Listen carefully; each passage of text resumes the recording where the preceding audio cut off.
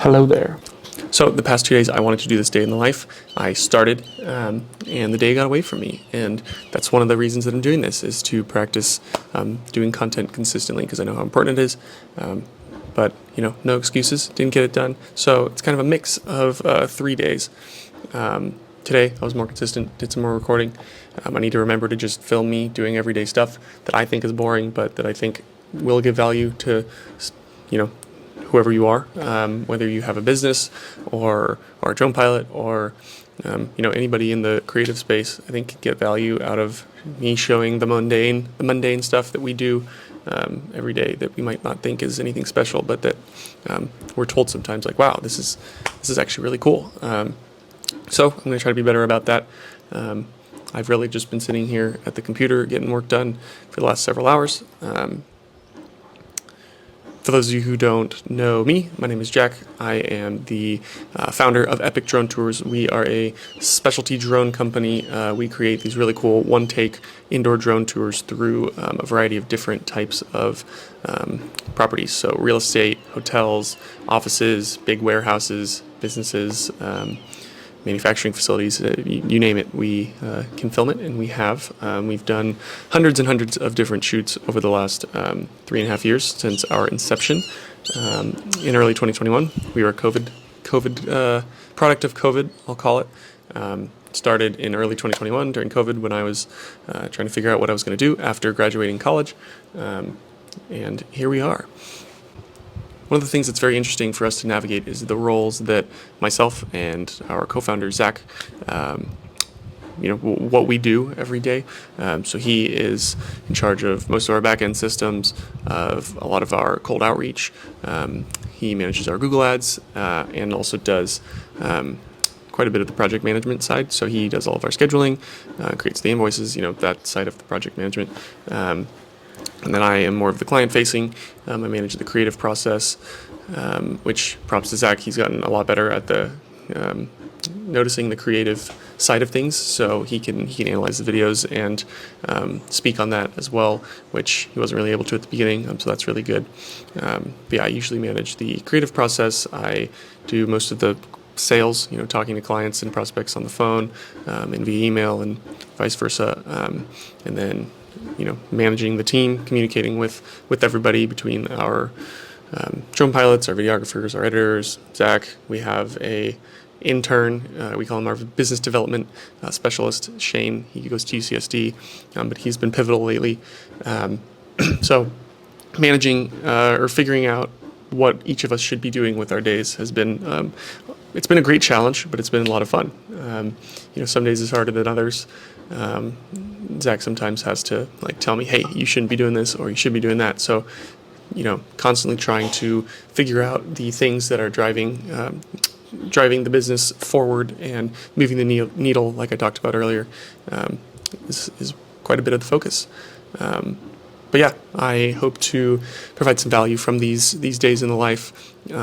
Day in the lives, and we'll try to show off more of the processes and things that helps our business run, and kind of give you a inside look into what we're thinking about and doing. So yeah, hope you enjoy it. This morning, had a great walk with Lindsay. We went and got some coffee while she actually went on a run. I was lazy, just got coffee. I'm going to go on a bike ride here in a sec. I already got my bike shorts on. But this morning, spent the first few hours going through our CRM, emailing a lot of our potential clients and prospects and people that we've been talking to, as well as getting back to some of our other clients whose projects are in progress and that are getting edited. So a lot of just communication and follow-up and talking, both a mix of project management and then sales. It's usually how my mornings go if I'm not traveling or got a shoot or something else going on. It's now 1:30. I am about to go on a bike ride. We have a lot of our checks get sent to my parents' house address, because that's the address our company's under, since I move a lot. So I'm going to bike there. It's about 25 miles away. Should be about a 50-mile bike ride. So not a short one. I try to do those a little bit less often because it does take up a large chunk of the day. I'm trying to get a lot more work done. But today it's time for a bike ride. I'll try to get some behind-the-scenes videos of myself biking without dying. that can be a little bit dangerous. And then later on, we will talk a little bit more about the business. Let's go.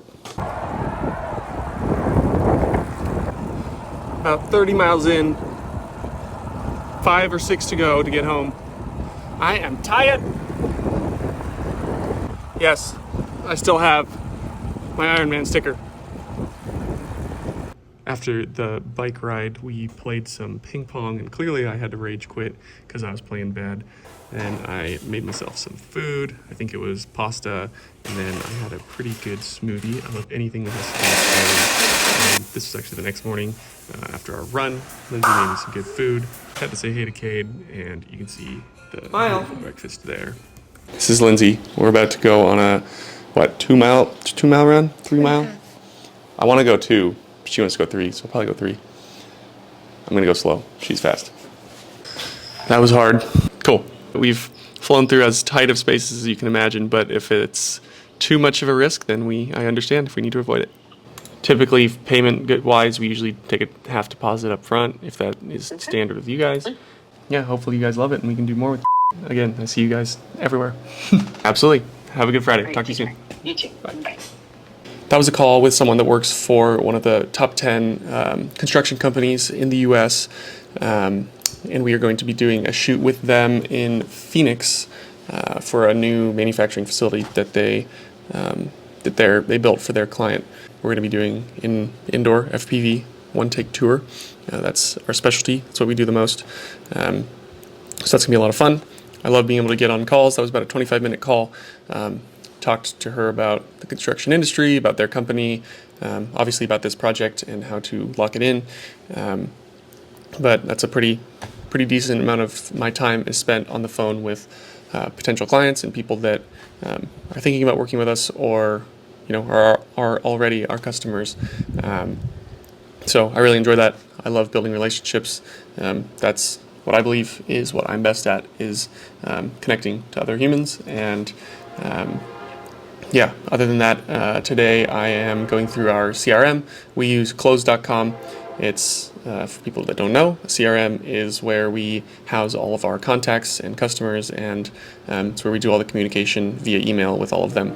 So we have, let's see how many leads we have in here. We have 22,179 contacts in here from all different types of industries.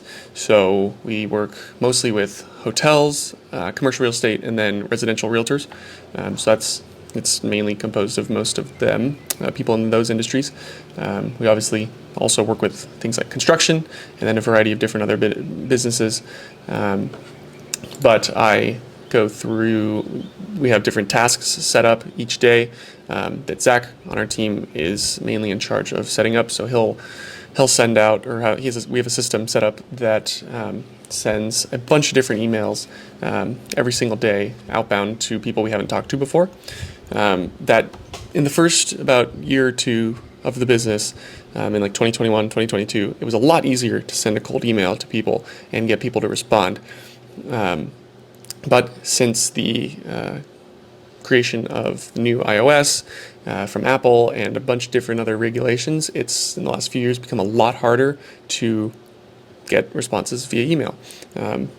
One, people are just a lot more receptive to spam, and people get thousands of emails every single day that they just don't ever open. So between that and then all the different regulations with deliverability, it's very difficult to send a cold email and get somebody to open and respond. We were very good at that in the beginning, but it's slowly but surely becoming harder and harder. So we're transitioning more to sending a lot more personalized emails to people, where we do a little bit, a couple minutes of research on them, send something a little bit relevant to what's going on with them, whether it's about where they work or the property they're managing or something about their personal life we found on LinkedIn. Some different element that adds that little touch to it goes that much farther in getting people to open them and respond. So we're working on that, but that takes up a lot of my time, is going through here with different tasks of following up with people, of checking in on, projects. You can cut out these little pauses, or you can keep them. I don't care. Making sure that checking the progress of projects, and then obviously following up with customers, talking about how things are going with marketing their properties, using the videos, what nobody likes to do, following up on invoices, things like that. But that obviously takes up a lot of time. So that's what I've been doing today. I've also been, this entire week, been doing a big overhaul of our website, not changing the design or anything, but 99% of the videos on there were very old. So we've done a lot of really cool projects in the last 6 to 12 months. So updating all the videos on the website, updating the thumbnails, which that alone makes our website look that much more polished because our thumbnails are beautiful. We don't even put effort into them. It's just screen grabs from the videos. So I've been doing that. I got some notes over to our full-time video editors to make new background videos for each industry, because we have a video that replays on loops on the website of each industry, which I have always made in the past. I don't want to do that, so I'm having our editors do it. So I sent them the best videos for each industry that we've done. Let's think what else.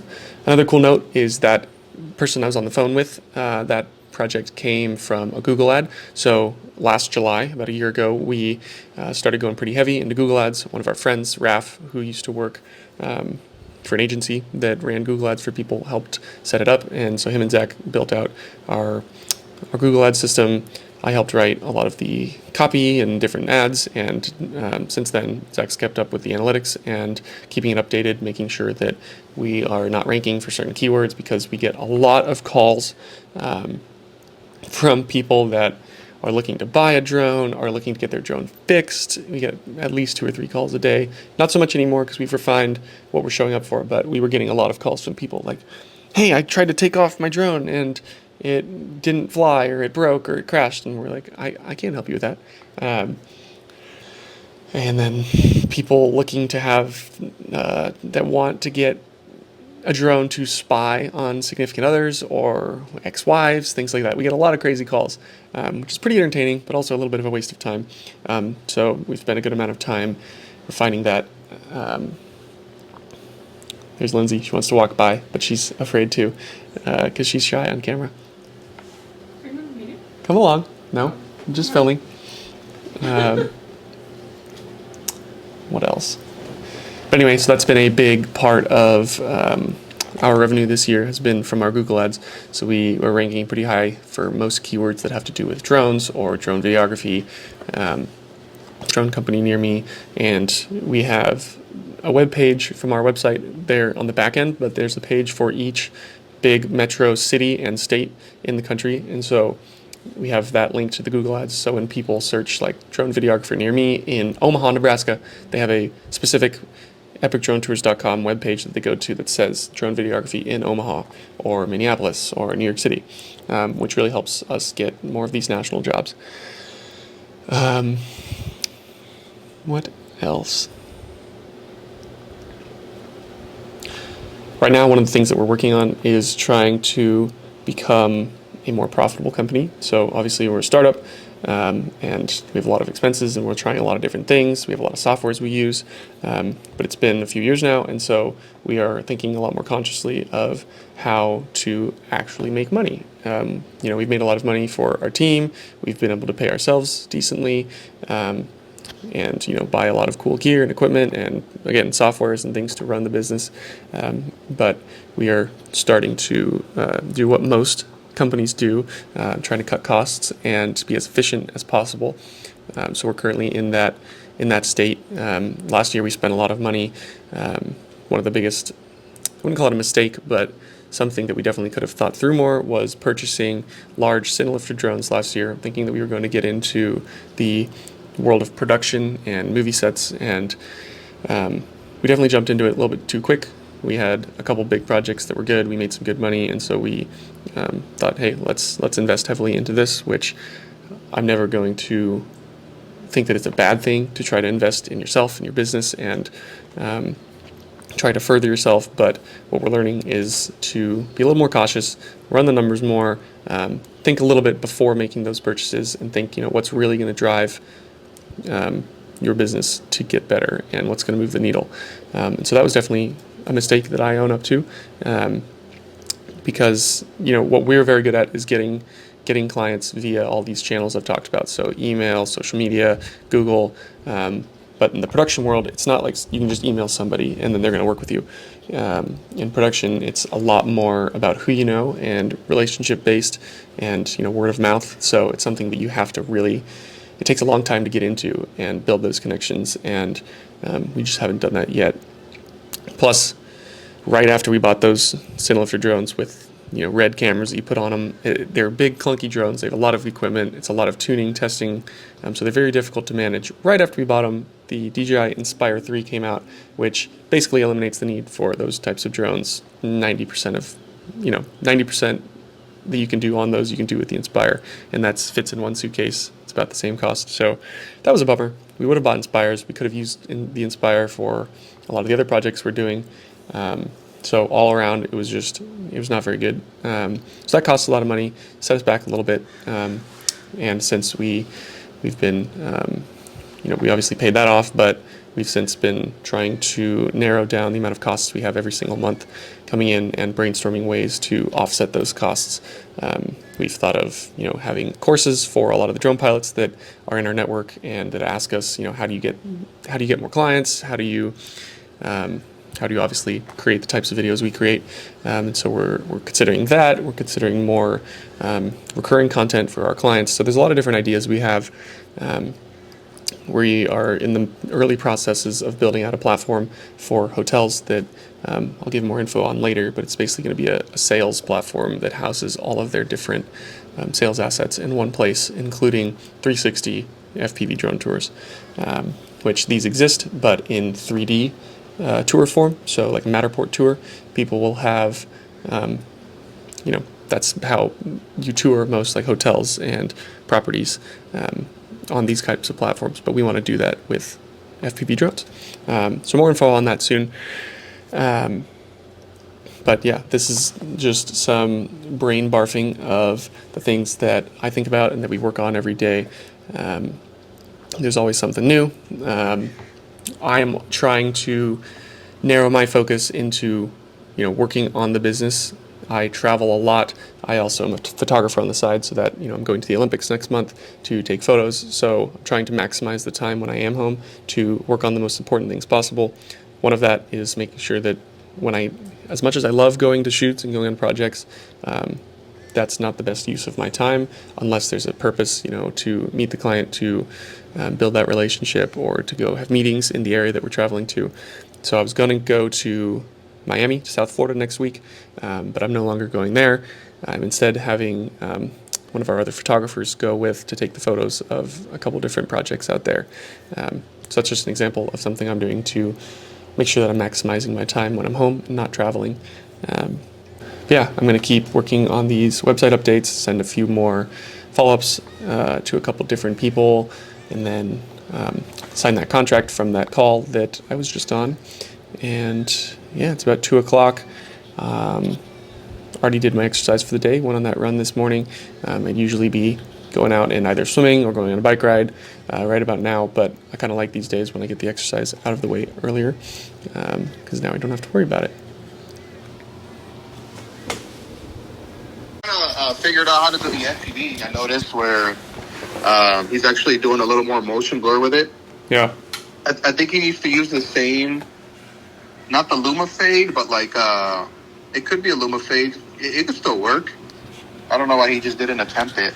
He did like this little pop thing. Well, he does them a few times. That's why I asked, and he said that he can only do the Luma fade when it's completely. He can only do the fade when it's completely matched.